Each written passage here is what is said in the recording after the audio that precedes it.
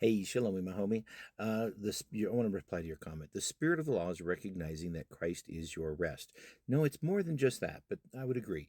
I would agree with the statement Christ is our Sabbath rest. The spirit of the law is how to interpret all of the Torah under the spirit of the law.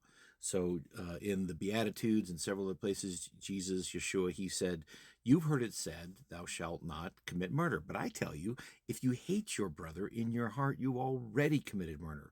What is he doing? He's teaching us how to fulfill the total sum of the law. Plerou is the Greek word. Plerou means to fulfill, to do it correctly, is a good interpretation of that. Now, when you observe the Sabbath from your perspective, you probably say, well, I'll go to church on Sunday, don't need to go to church on Saturday. Okay, well, I accept that as an interpretation. I disagree with it as an interpretation, but I accept it. So I personally have a conviction. It's for me and people like me that we should probably congregate on Shabbat. Jesus did, all the disciples did, all the Christians did for 300 years after the resurrection.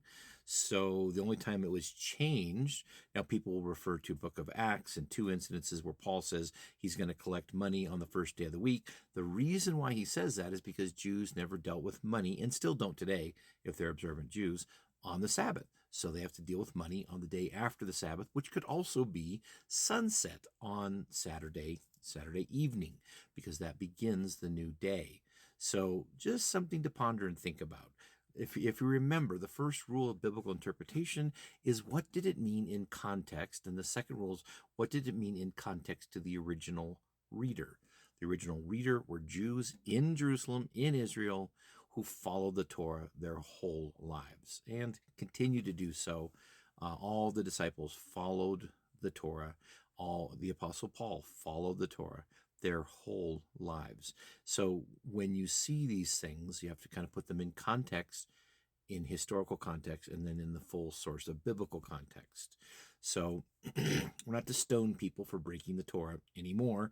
Why? Because Jesus, Yeshua, paid the full price of the law. Sin equals death. That price has been paid. Death has been paid for.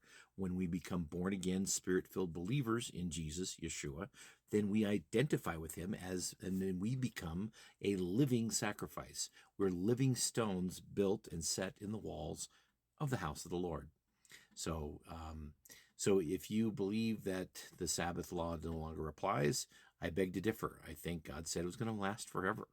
Forever is a really long time, and we haven't gotten to the end of forever yet. But when Jesus comes back, he'll straighten us all out where we've kind of messed it up and got things backwards or upside down. But that's just my 2 cents worth. Have a blessed